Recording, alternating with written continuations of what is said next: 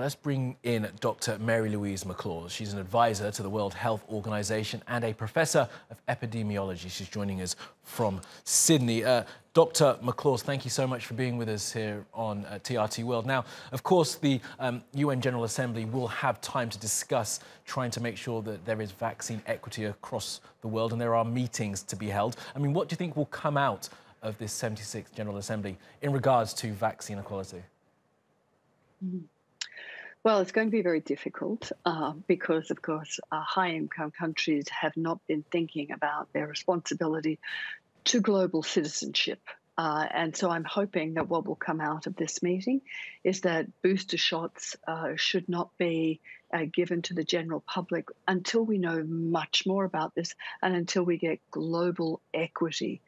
WHO has called for 10% of each country's population to be vaccinated by the end of September. That's probably not going to happen.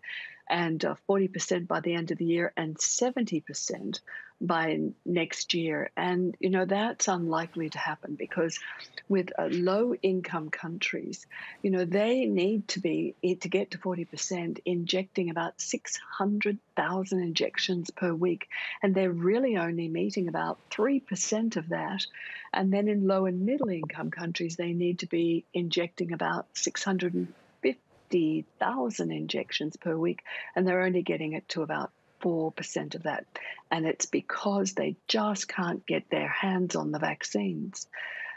I did a quick calculation to look at how many vaccines could be wasted on booster shots if, of course, the UK, which has ruled against booster shots for anyone other than the immunocompromised and the elderly, and the US, and they just, I believe, yesterday ruled against it, and the EU and Canada. And if they were going to give booster shots, they'd be giving at least 500 million shots that could easily be given to low-income countries. So it's a good thing that many of these high-income countries have chosen not to give booster shots to the general community, because we really don't know whether booster shots are needed, whether or not micro shots are better to be needed, or when. So I think that this meeting will come out with a pattern, a plan for hopefully the high-income members to assist the low-income and middle-income countries. And Dr. McLaws, respectfully, of course, this is not something that we haven't heard before, these calls from people like yourselves, people who've worked for the World Health Organization, that we should have more equity when it comes to vaccines around the world. And I do wonder, rich countries having vaccines doesn't necessarily translate to poorer countries getting them, does it? Like, rich countries could hold these vaccines but still not want to distribute them. Quite correct. And I'll just remind you that a full vaccination can cost US about $35.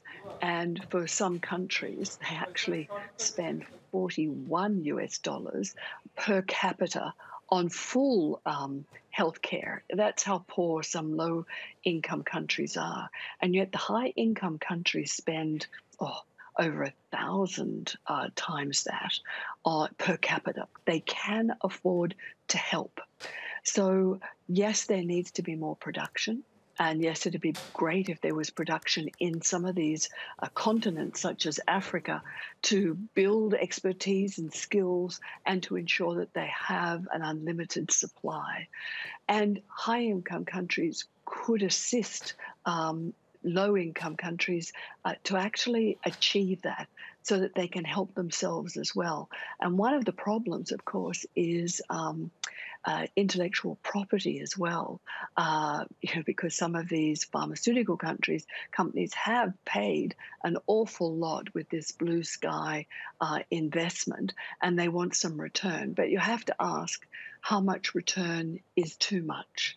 And, you know, when should they actually start to be giving much more, many more doses and more skill-based jobs to develop vaccines or produce them in continents like Africa, because look, I know that Dr. Tedros says this all the time, but it's a truism. We aren't safe until everyone's safe, because in low income and middle income countries where they are not vaccinating yet high enough, there is going to be circulating virus, and circulating virus always looks for the unvaccinated, and they're like the test tube, the living test tube, to learn how to develop variants of concerns, and then they will eventually get to high-income countries, because not everybody that's been vaccinated will elicit a really high immune response, and if they catch it, then of course other vaccinated people can still get infection as well.